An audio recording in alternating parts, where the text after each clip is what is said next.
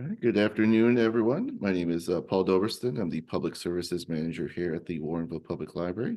Just want to welcome you to our Zoom session today. If you have any questions, please go ahead and either raise your hand or put it in the chat or ask a Q&A question. I'll bring those questions up as we progress through our presentation today. As I mentioned before, we're recording, but we are currently recording this presentation, so you will get a copy of it in your inbox once it's complete.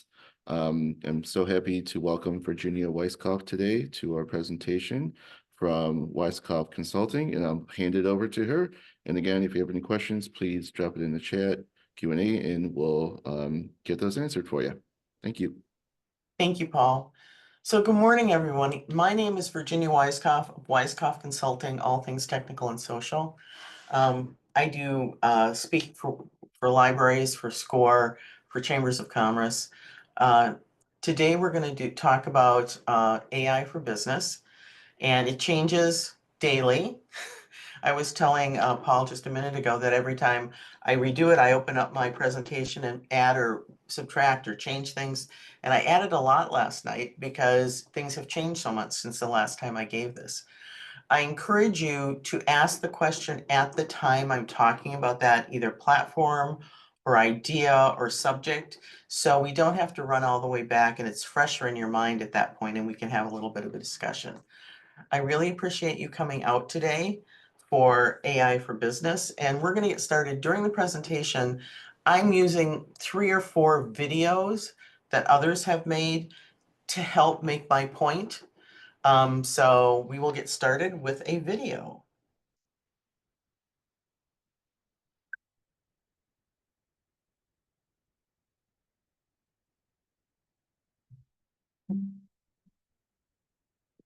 AI, or artificial intelligence, is all around us, whether we know we're interacting with it or not.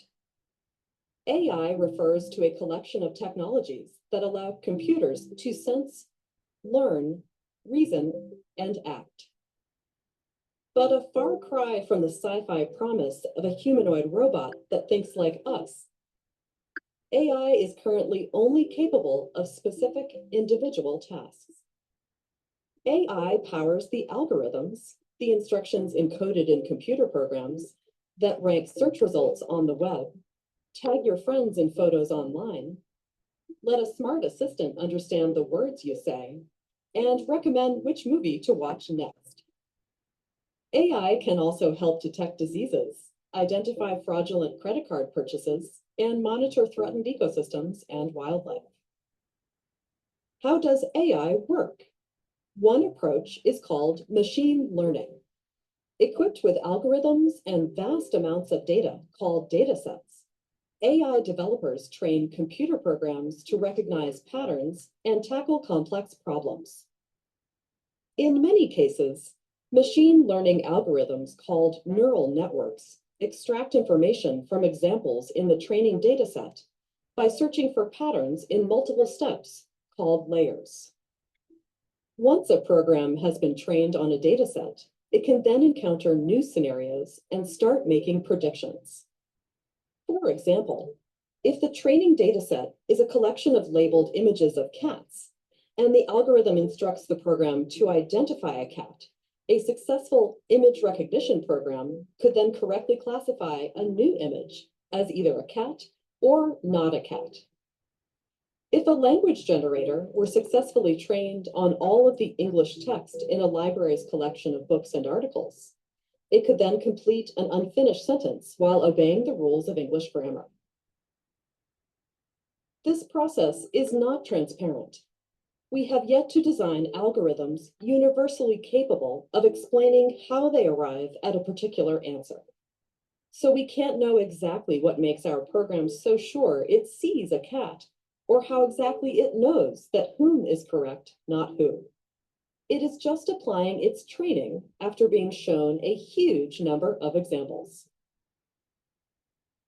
AI is impressive, but not perfect. Its flaws reflect the data we choose to train AI algorithms, as well as other choices made by the humans who develop these technologies and send them out into the world. Some of these flaws, like those in tools that determine credit scores, evaluate access to healthcare, and even attempt to predict crime, greatly impact human lives. That essential training dataset is a key point of weakness where misconceptions and biases can and do routinely sneak in. Here are some real-world examples where an incomplete or unbalanced training dataset causes unfair outcomes. A self-driving car might not be able to identify a person using a wheelchair in a crosswalk if wheelchair users were not included in the data when it was trained. Facial recognition programs trained on images that disproportionately represent faces with lighter skin exclude people with darker skin tones. We have the power to reduce this embedded bias by creating AI training datasets that mirror the complexity of the real world and lead to equitable and inclusive outcomes, and by building a diverse workforce of AI developers and decision makers. We must also consider social, economic, and ethical priorities when deciding which problems to tackle with AI in the first place. Each of us lives in a world filled with AI. The more we all know about where and how these technologies influence our lives, the better we can advocate for ourselves and others and reach for a more equitable world.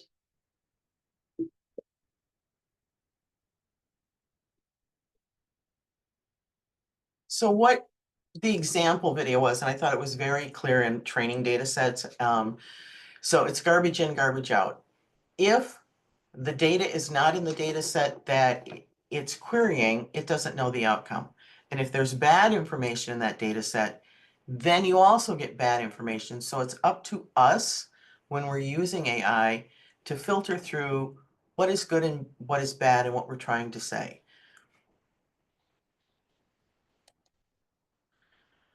So the question is AI for you? Do you want to use AI? How do you want to use the new technologies? What will it do to make your life easier? I put my life, but your life. And what are the benefits of using AI to you or your business? Those are some of the things we're going to talk about today. So platforms that I'm going to discuss today are OpenAI, which is ChatGPT, Microsoft Office, which is Copilot, Google, which used to be Bard, I don't know, that's the strangest name, which is Gemini now. How, as a small business, if you have Canva, how it uses AI and the power it gives you, and also how email works. I'm a Constant Contact user. It's the one I use for most of my clients, and we'll talk about that AI platform as we go through this. So first, we're going to talk about ChatGPT. Now, I have an account. It's a free account. I never paid for it. But when I went there to update, this is what I got. I got this introducing ChatGPT for search. I'm like, okay, that's interesting. And so I clicked on it and I went there and I kept getting something went wrong. So it isn't ready for prime time or I'm not understanding what it is. But for me, you know, we always use Google for search. Google's our big, you know, elephant in the room. It's the one that everyone goes to find something. So I was interested to see what this would do. It is also a browser extension. You add it in, and then instead of going to Google to search, it will go to ChatGPT to search. Again, for me, it's going to take some time to test and see what I get. And for me, the question is, when it comes to marketing for my clients or for myself, how will ChatGPT be different than Google, and will it take ads or will it not take ads? Anyway, it's a big open question that I'm interested to find out. I'm sorry I don't have more information on that for you. So then I went to my regular ChatGPT window, and this is what it looks like. And here's my older searches. And then I decided to search. I searched, what is the best AI tool for creating a marketing funnel? Because there's a lot of them out there. Now, what it does is that it starts typing. I'm going to show you what it did here. But it did say to me, the best tool depends on your needs and what you're looking for. And so if we start this video, it's a screenplay. It starts to build the answer. Where'd my mouse go? Here we go. See, and it builds and it tells you these things and it gives you bullet points and it shows you, and then it gives you a summary. And this was ChatGPT. This is what it gave me. It gave me 4 or 5 different things. It gave it support, titles and bullet points, which people read the best, and then it gave a summary. So I wanted to see what Copilot would do, right? So when I go to Copilot, and it's on your bar, if you have Microsoft, you should see this down on your bar. It automatically pinned it on your taskbar, and you can remove it or leave it there to take you to it. So it goes, go to Copilot for work. It takes you there. It makes you sign into your Microsoft account, and then you get this screen, and it wants to know what you're going to do. Okay. For me, I just wanted it to answer a question for this example. So I ask it, what is the best AI tool for creating a marketing funnel? Now, Copilot was less wordy than ChatGPT. It told me 4 different platforms you could use, told me the benefit of the platforms, and then gave me a small summary. So it was more less wordy, gave me examples, and if I wanted more, I might want to change the question that I posed to it to get a bigger answer. I didn't do that for this example. But here, as you can see, ClickFunnels, System, Except, Map IP, these are different than the ones, let's go back here. Here, that it gave you with HubSpot, ActiveCampaign, and Unbounce, and the other ones. It chose to be different. So they are searching on different AI data sets to give you those answers. So then I wanted to know how Copilot worked with Outlook 365. It will summarize, like if you have a long email back and forth with a bunch of coworkers, you can ask it to summarize it and it will give you a summary. I went to put this in Outlook because I hadn't done it yet, and it wouldn't go in because I have Office 365, but there's a new one that you have to click to that's very different. Just like every time there's an update, you have to learn new things. I wasn't willing to do that with my email this week. Something I'm going to do, but it will summarize. So if there's a whole bunch of emails and you need to find a data point in it, you can ask it to summarize it, then it can take you right to that email. It's another way of searching. But it also gives you an overview of what was discussed with you, your client, your coworkers. So you can do a draft email. You can ask it to write something, or you can write something, ask it to update it. That's a great way to work. I'm a person of few words. When I do something, I really am writing for the web. So a couple opening sentences, bullet points, and a summary. That's not probably best for an email. So if I give it that information and ask it to write in paragraphs, then it can give it to me. I can look at it, I can update it, I can change it, and then use it. So it's helping me go forward, because all of us know it's easier to edit something than to write a plain piece of paper. To start with a blank, where am I going to start? So that's why with me, opening sentence, bullet points, and summary, I know where I'm going. Just help me get there. So you can also use a coaching by Copilot. I'm not sure how that is, but it's composing a message. All good things, though, to help you pass that, I'm staring at a blank screen.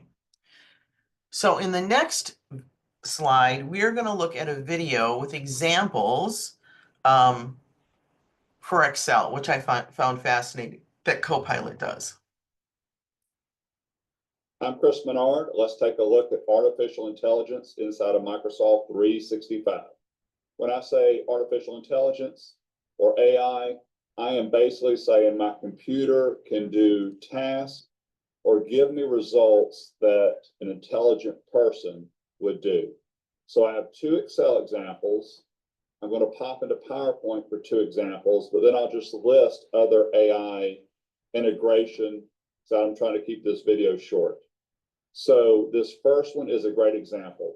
I have in Excel this list of data. And if you notice, I have car brands in column B. I want to know what are the top 3 car brands. lines. So without AI, here is what I would do. I would make obviously a pivot chart, insert, so I'm gonna fly through this. I'm not sitting here explaining what I'm doing. The pivot chart, I want to know brand, I want to know invoice amount. I'll zoom in. The numbers are going to drive me crazy, so let me format them real quick. There's all my car brands. I just want to know the top 3, so I come in here and hit value filters and make it the top 3, and I hit OK. I don't need to sort them, but I am, just to make this easier to see. Mazda, Ford, Nissan, those are the top 3 car brands. Now, here is AI at work. I've got this data. I'm going to go to Analyze Data. I've already made a video on Analyze Data. So I'm just going to type in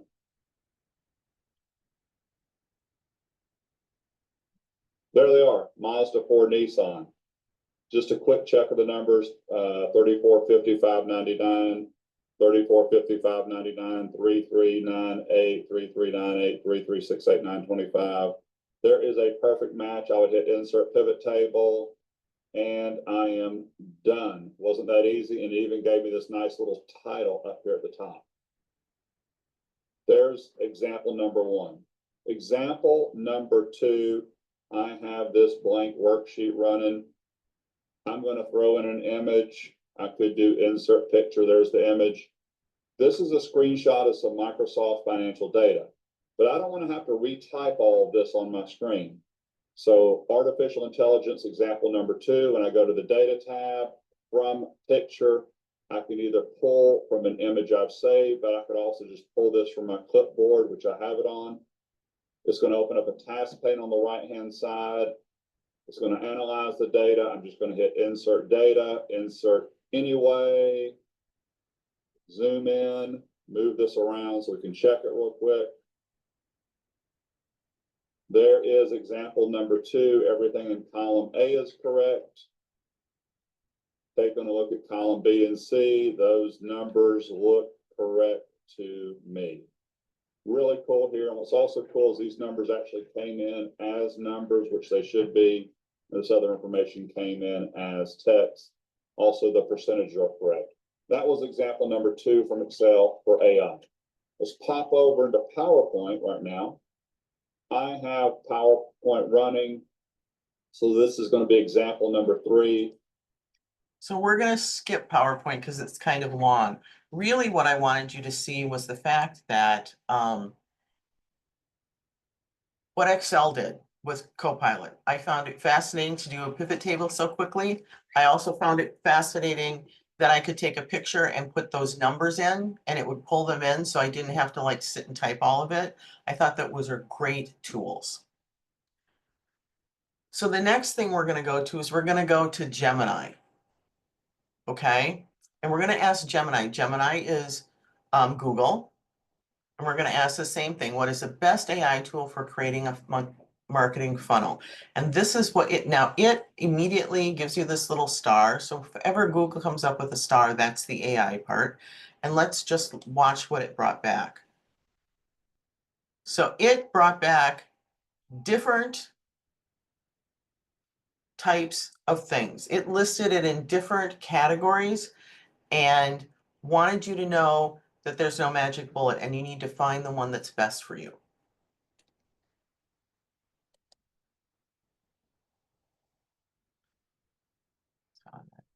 So now we've seen what ChatGPT, what Copilot, and what Gemini do. They're in everything, and you can use them as you see fit and how it helps you. But how do we choose the right AI tool to work for my business? Is it 1? Is it 2? Is it multiple? So we need to consider what our business goals are, how easy it is for you to use, and what the learning curve it is, because you need to be able to spend less time, not more time. Whenever you start something new, the first time I create something, takes me forever. The second time it's a piece of cake, and that's with everything. So keep in mind there's a learning curve. And how are those tools going to cost us? Are they going to cost us more to have than it would be to do it ourselves? Or once we pay the cost and learn it, it's going to be great? And how does that integrate it into my workday or the workdays of your employees? How do I make those choices? So one of the things when they listed before were the best use of AI tools for small business, customer service and chatbots. So we all thought chatbots were great to begin with. And if they put them together correctly, we're great. There's nothing more than I hate into getting into a chat box that you're stuck in a loop and you can't get anywhere and you can't talk to anyone. That just frustrates me to no end. I know the basic answers. I'm coming to you in the chat box because I want to step it up, and you need to give me a way to talk to a person or someone on text to resolve what's going on. So keep that in mind if you want to put a chat bot in. What are its purposes? What are you going to get out of it? And is it going to frustrate your customers or benefit your customers? Because you want it to be a benefit, not just having it. Because it needs to be serviced, whether it's monitored, whether it just sends you an email, whatever it does, because customers like instant gratification, and getting stuck on a chat box bot is not one of them. You can automate your marketing, which is great. That's one of the things I do use it for. So if you sign up for something, or if you're in an email and you click on something, you're automatically put on another list and get an email. So I'm automating my marketing. And that works with sales and CRM too, because if we're doing things online, if we're doing ads in Facebook, if we're doing ads in LinkedIn, if we're doing pay-per-click ads, when they do that and we have a call to action and they do it, where is it taking that information and putting it so we can automate our marketing? Financing and bookkeeping, I haven't done a lot with. I use QuickBooks and I don't need to plan things out. That would be something you would have to talk to others about. Operations productivities for sure. All of the new platforms that are CRMs or like Monday Morning or like OneNote, not OneNote, the ones where you can have teams together, even Teams would be a good example. How does it help you? Same thing with HR and recruiting. Analytics and data insight are big. I use that a lot. I use information that comes back from my Google Analytics GP4. I use analytics that come back from both Facebook and LinkedIn to further along my marketing and help get the results I need. The biggest tool that I use AI for is for content creation and social media, because you can create your content and post it to social media automatically. You can create the content that goes across different places. It's a great tool for small businesses to get known and get out there. So, content generation, social media engagement, and content curation are things that are big for using this. And you can, ChatGPT is great, Canva is great. You can use Gemini or Copilot to get the information you need and merge them together. So this is the big thing you need to do. You need to be very specific. You need to state your intent and you need to define your context. These are probably the three biggest things when it comes to AI, because if you're not specific enough, you don't state what you want, or you don't define the parameters of it, it's not going to give you the answer you want. And so these are very important things. You should remember those. So delegating content writing to AI is great because it can give you a starting point. If you go to ChatGPT, you can say, and we're going to look at one, I want 200 words on elephants in Africa. That would be too general, but now you need to define it in terms of that are going extinct, whatever you want to do, but you need to be specific for that when you're doing it. When you're doing, now maybe you want a graphic for it, so you want to go to Canva, you need to tell it very specific what you need. We're going to look at an example of that. And FAQs are a great way to have it help you write content. And we're going to look at an example for that. So, and again, I want to tell you some other AI generated keywords in SOE. Google is still the best tool because you can see how those keywords are firing. If you're writing blogs for your website or content, it's great to put in that you're writing a blog. This is the title. These are the items I want it to do, and this is what I want. And it can give you your first draft, right? It's going to write that first draft for then you to edit and put out there. You can create a sales funnel with it. You can create marketing videos and graphics, and you can do business forecasting. Again, all of them, garbage in, garbage out, keep that in mind. So the first example that we're going to look at is I want to write some FAQs for my website. So I'm using GPT here, you can see by the logo right here. And I ask it, I want a list of 10 FAQs for a website on online marketing. And these are the 10 questions. You can read them quickly, but they're very generic questions, right? And I'm not sure if that's going to benefit my clients because they're generic. I want to tell them something more specific because it's what I do. So the next thing I ask it, and I saved that one, and I wrote 10 FAQs from the client's perspective on marketing, on online marketing. And it wrote me another 10 questions. So I can look at the two of them side by side and think, is it different? So if we're looking at the generic one, it's saying, what is online marketing and why is it important for business? As opposed to, how can online marketing help my business? Or for me, I could write, how can I help you with your online business online marketing to make your business grow? You can see the different, they're not line for line, I just showed one. The difference is in perspective and what do you want your customers to find?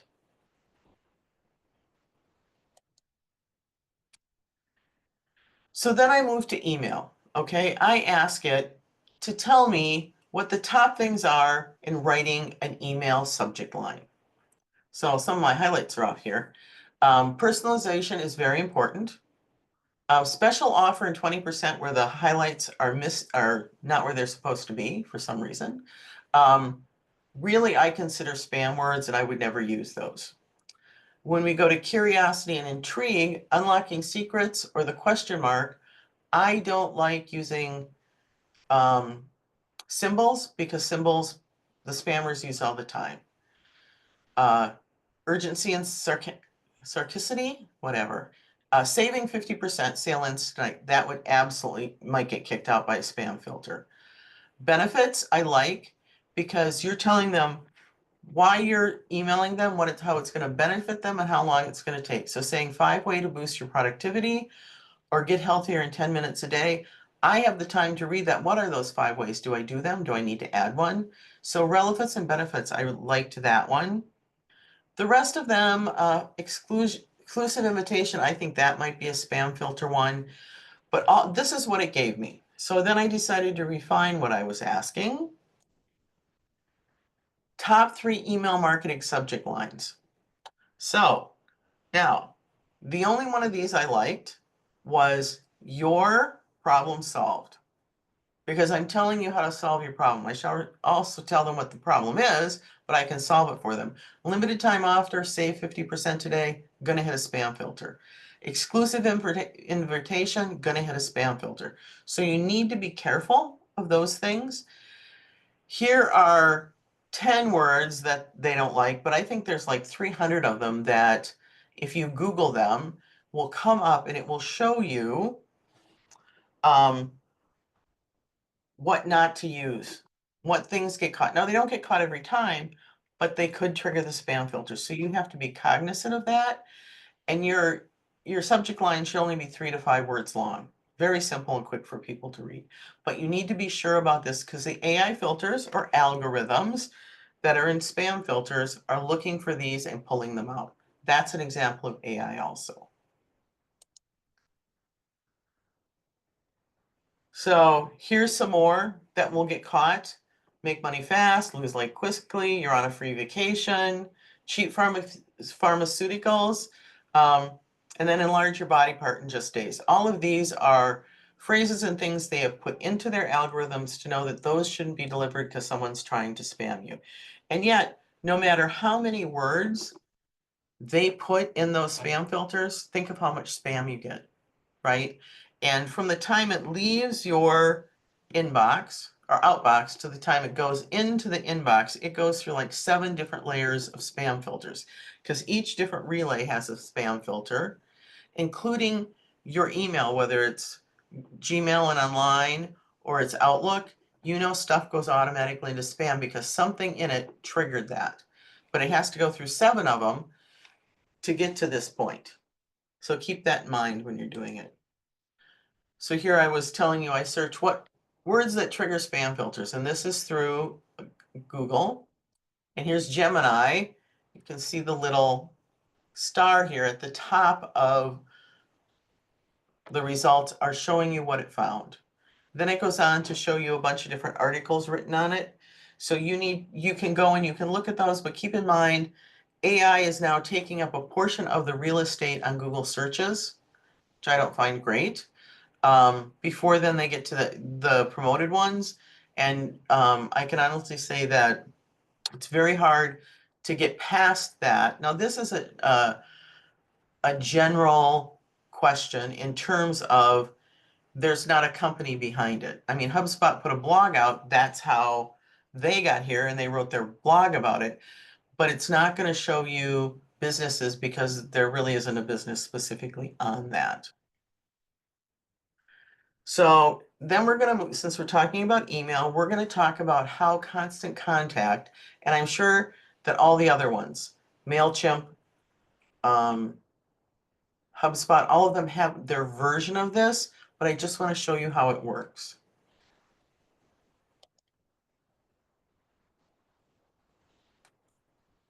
Hi everyone! In this video tutorial, we'll go over the AI content generator tool and how you can use it to help you write your content and get your emails created even faster.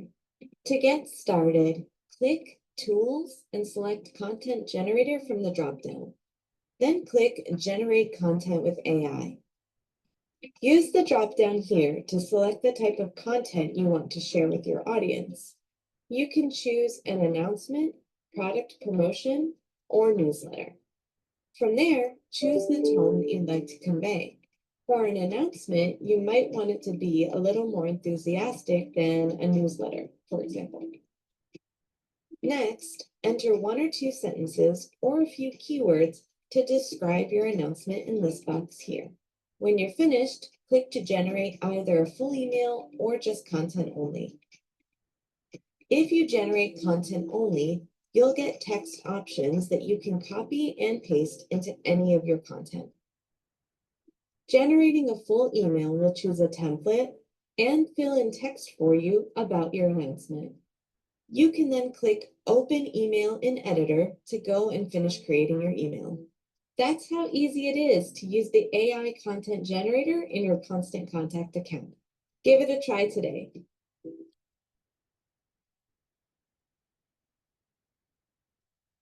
So we're going to talk a little bit of that, and I'm going to give an example. So when you go to the generator, and this is an old graphic, you get announcement, product, or newsletter. Those are your choices to do.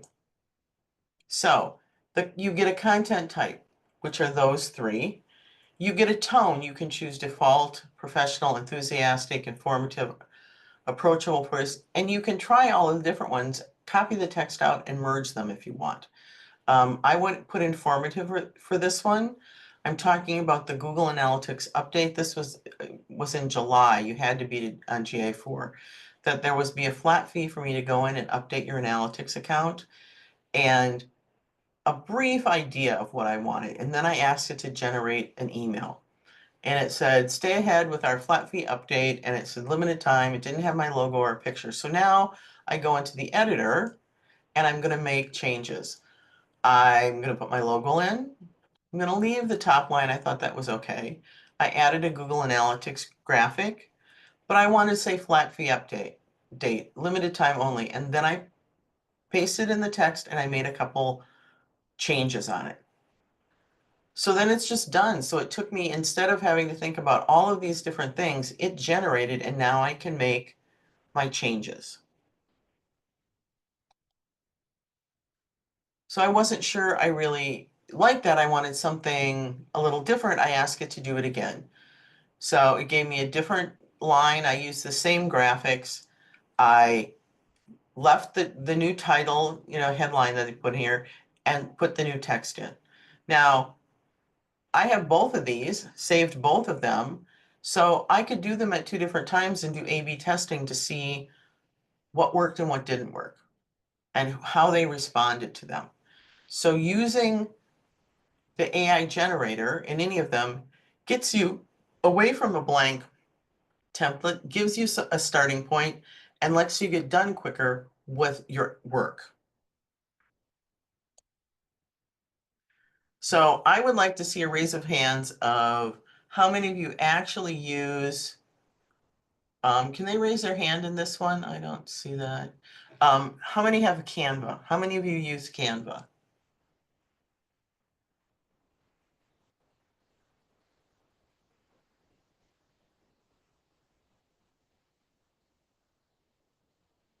Okay, oh, I got one raised hand, yay. So Canva, every small business should use Canva. There's no doubt about it. It has great, great, great tools. This is what it looks for. I'm signed into my account. I went to Dream Lab and it says, what do you want to imagine today? So this is what I did. And I'm going to talk through it because there's no sound. Here we go. So I wanted a blue elephant drinking from a lake. And I'm going to wait, and it's going to give me some elephants by a lake. Now, some of them aren't exactly blue. One of them's tinted blue, but I don't really like the assortment that it gave me. So I decided to regenerate. So, and it wasn't exactly what I was looking for. So I'm going to go in, I'm going to tell it to delete this.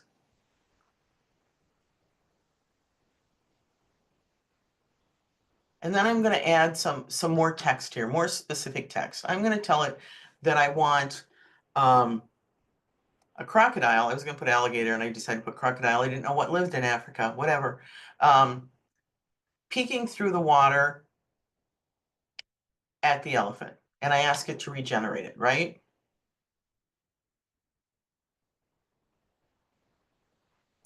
And so then it came up with 4 different ones.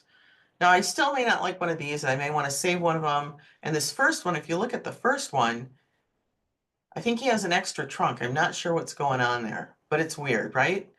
So that one's out. So then I picked one of the other 2. I'm going to pick this one and I'm going to open it up.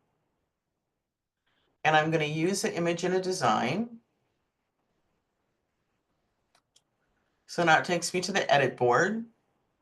And here it is. So now what do I want to say? I'm going to add text like this. I have a couple of options here. I can ask it to use the magic write, which I'm going to do first, and have it write something for me. Always has to give you these silly tutorials first here, okay? And now I'm going to describe what I want it to say.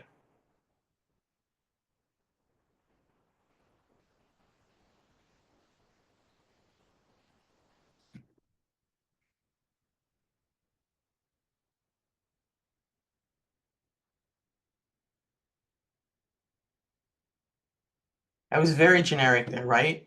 And so what happened was I got all of this text, which is way more text than I wanted because I really just want an image and to reinforce that. So I am not going to use this one. I'm going to go back. I'm going to clear it. I'm going to close it. And then I'm just going to put a heading on. So I'm going to grab my heading and bring it in.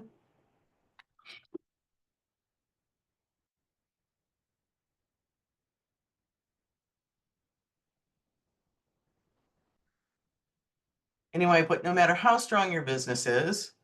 there is always dangers lurking about, right? It starts with the default black. So I want to change it to white.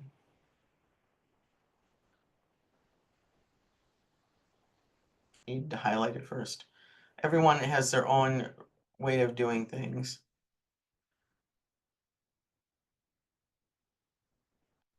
So then I have this. I can save it to my computer. I can save it in Canva and I can use it later to make something. So it's that easy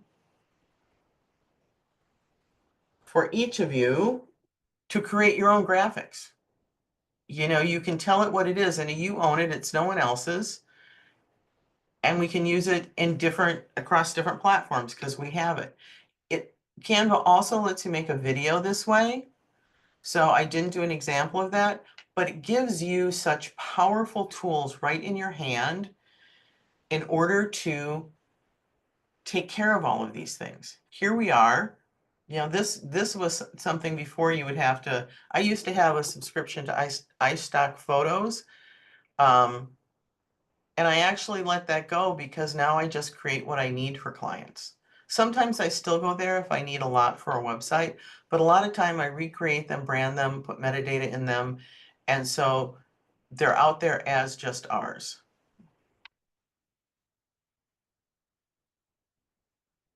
You know what, Paul? I'm going to take a quick break here and ask if anyone has any questions at this point. I don't see anything in the chat or in Q&A at the moment, but I did have, I'll ask a question. Sure. So with the stuff like the Canva image generator, I guess where are they grabbing those images from? Is there any issue with the copyright or anything like that when it comes to like artists, etc.? At this point, no. Those images, however they fill their data set, have universal usage for them, right? Because Canva's not going to bring any pictures into their data set that belong to someone else. So it's their data set, whether they're buying them from graphic artists, whether they're having in-house make them, whatever it is, you're fine with that. Absolutely fine with that. Because Canva has given you permission that they can do anything. You know, when you're in Google and you're searching through images, there's a drop down where you can say, can use anytime copyrighted images, and it filters them out. So if you're looking for an image on Google, you really have to go to the ones that are free that anyone can use them. Otherwise, you will get in trouble. There was a brief period of time, probably this is before the pandemic, so we're going to say 8 to 10 years ago, where a lot of people, not going to name names, would just grab an image and do a post, or grab an image and put it in a blog. And there was a bunch of nefarious scam artists that would go and the web and search for them. Then they'd send you a letter saying that you used a graphic you shouldn't use and that you owed them like $2,500. And it was just a scam, because when you followed the thread of the scam, you found that it was some, you know, company in Canada, not the actual people who owned the picture. So Canva absolutely already has generated universal usage on their photos. Does that help? It does, absolutely. Thank you.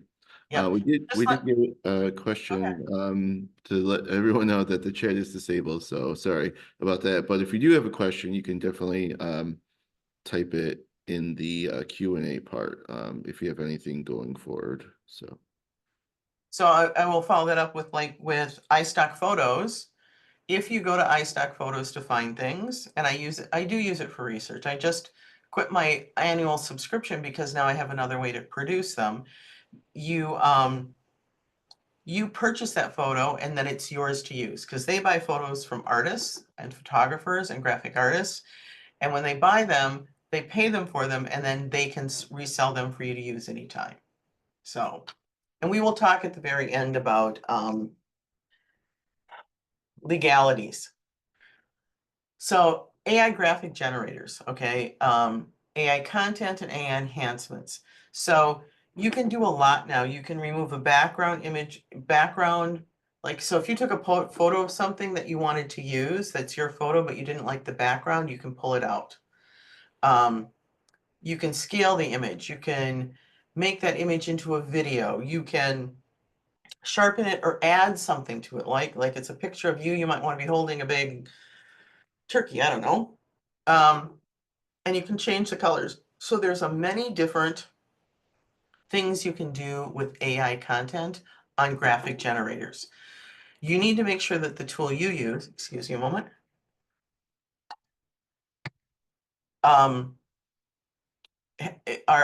the copyright issue, right? We just talked about that. But most of the generators, like Canva, I think Photoshop has one now, and I probably think iStock Photo has something in there so you can edit that photo now.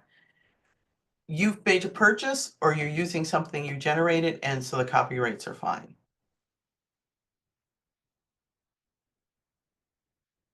So this I took off of Digital Bootcamp, and it shows the landscape for AI generated graphics, okay? And or just AI in general, and it puts them into 3 core categories: GPTs, which is the chat part, or the text part. Because it started as chatbots, but it's morphed into something more. Pre-built tools that are specific purposes. So, you know, they're building it to do just one thing, just like Canva is to do those, or Jasper for OptiClip. Each of these things are built at integrated IA, which all of the companies are jumping on the AI bandwagon. Canva, Adobe, Google. You need to look at them and see what works for you and if they're where they need to be, because a lot of them have jumped into this.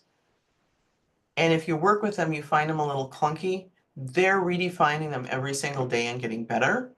So it's out there. What do you want it for? What are you going to use it for? So now we get to watch another video that this one has so much stuff in it. It's going to, and I cut him off halfway because he's a little crazy, but he tells some really neat stuff. Okay. 7 AI marketing tools that'll blow your mind. If you thought that only your grandchildren will see AI dominate areas that humans could, well, think again, because there's some really cool tools that you need to check out. Over the last few years, the development of AI has skyrocketed. Tasks that would take you hours to complete can now be done in minutes automatically. In marketing, there are already quite a few things that you can do much faster. There's a quote by Larry Page, one of the founders of Google, that says, artificial intelligence would be the ultimate version of Google, the ultimate search engine that would understand everything on the web. It would understand exactly what you wanted, and it would give you the right thing. The global artificial intelligence market size will grow from 93.53 billion in 2021 to 997 billion in 2028. That's almost $1 trillion. That's pretty much 10x. So how can you harness the power of these technologies in your marketing day to day? Well, AI can already do the things like designing custom logos, optimizing your paid ad campaign, helping you write great content, and a lot of other interesting things. But most people aren't familiar with these technologies, and they still spend a lot of manual time doing the stuff that can already be automated. To be honest, up until now, I was also doing a lot of them manually, but over the last 6 months to a year, I've learned about a lot of these tools. So let's dive right in. There's Copy AI. This AI tool generates tons of copy from just one basic summary text that you input. From product descriptions to paid ad copy to even blog titles, it can help in several different areas of marketing activity. Then there's Beautiful.ai. If you hate coming up with presentations because, hey, the designs suck, it's messy, it takes a lot of time, this tool is perfect for you. It uses the AI to automatically enhance your designs accordingly so that your content looks beautiful, and it adjusts it based on your content. So you don't even need to worry about messing with the layouts. Then you got Profile Picture Maker. This tool uses AI to remove the background from your photos and make amazing profile photos for you to use on social media or even company about pages, like those headshots that people show on the executive pages. The end result is pretty amazing, and that's all, it's absolutely free. Then you got Brandmark.io. Now, you don't even need a graphic designer to come up with a logo for your business. This tool uses AI to create logos automatically for you based on a set of preferences. It creates dozens and dozens of different variations that you can pick from and choose from. And if you like one of them and want to use them in your business, you can purchase that logo right then and there. Then you got Orbi.io. This tool is basically analytics on steroids. It will automatically track all the events on your website and come up with the suggestions of things that you could be doing to improve your performance. It'll look at things like your conversion funnels, traffic sources, identify the strengths, opportunities for improvements. It pretty much does a lot of stuff automatically for you. Next, Synthesia.io. If you're camera shy and you don't like to talk in public, you may like this one. It generates video that looks almost identical to a human speaking, and it'll almost freak you out because it is pretty realistic. Then you got unscreen.com.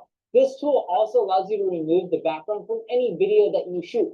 You know, people are just like, oh yeah, I can remove background images. I'm talking about video images. You don't even need a green screen or anything like that. It will remove even the more complex backgrounds. Okay, this story stopped because he goes on and on and on. That was my favorite one, and I have not used it yet, 7, which was to remove the background from videos. It would be great. So now we're going to come in to the end of the presentation where we talk about the concerns. So the US House had banned staffers from using Copilot.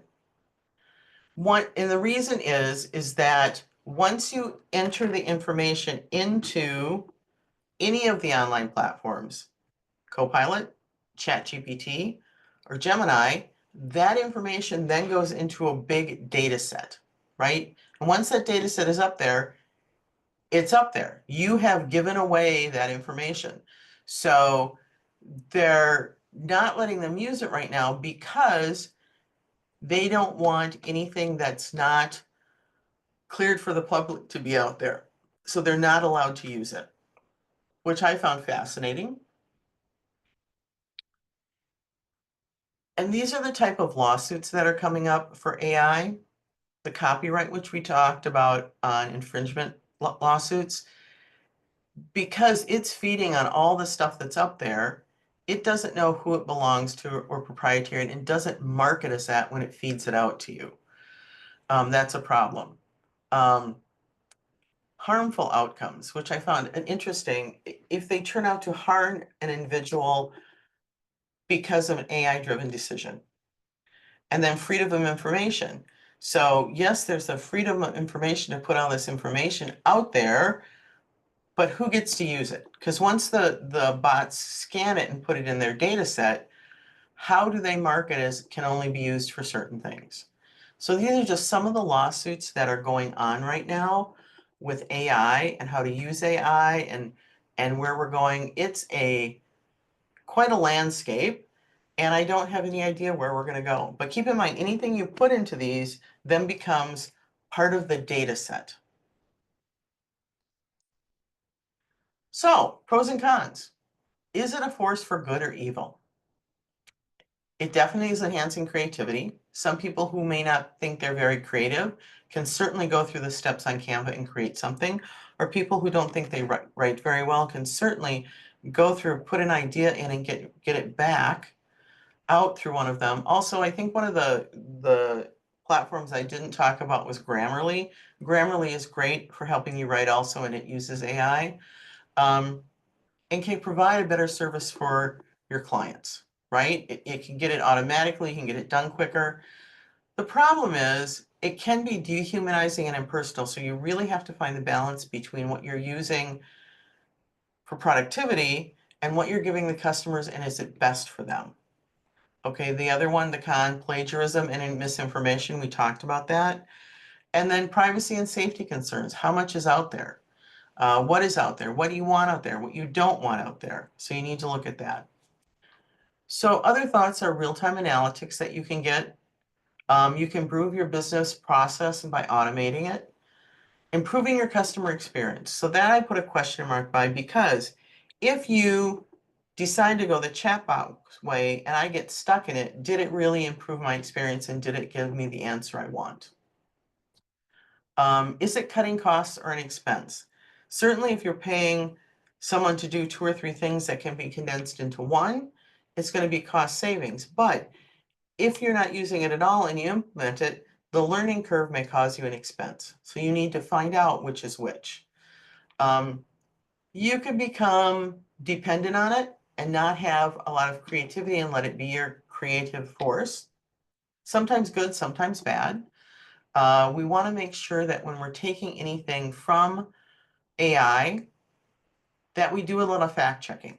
Problems with accuracy. Because it can tell you something, and if it had garbage in and bad data, it may include it in that data set it gives you. But you want to make sure that the information that is given to you, you have done some research on, and it is information you want to use. The other is dependency. Are we going to be dependent on it, that we're never going to be able to do do it the way we did before? So I would like at this time, Paul, to see if there are any other questions, because we're really at the end. I gave a lot of information and would love to answer questions. Checking the Q&A, I don't see anything in there right now, but if anyone is interested in asking a question, you can go ahead. If you would like, because there's only a few people with us today, you can unmute them and they can ask them verbally. I don't know if that's easier or not easier for them, or if they're less shy or more shy. Sure, yeah, I could definitely open that up. Let's see.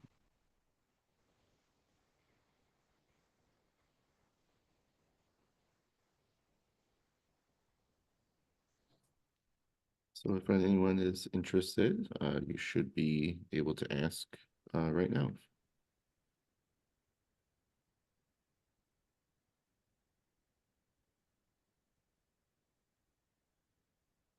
Does anyone have any verbal questions they want to, or they're content with what they heard, or they're overwhelmed? They've all muted themselves back out. Look at that. Yeah. No questions. Okay. Yeah. I hope that today was interesting. Of course, as Paul said earlier, they're going to upload it, and you're going to get a copy of it. If you have any questions, my email is here on the slide. Happy to answer anything for you. And I want to thank you, Paul, for your time, and for the Warrenville Library for asking me to speak today. Absolutely. Thank you so much for this fantastic presentation, Virginia, and thank you to everyone who joined us today. Just stop the recording, and I hope everyone has an awesome day.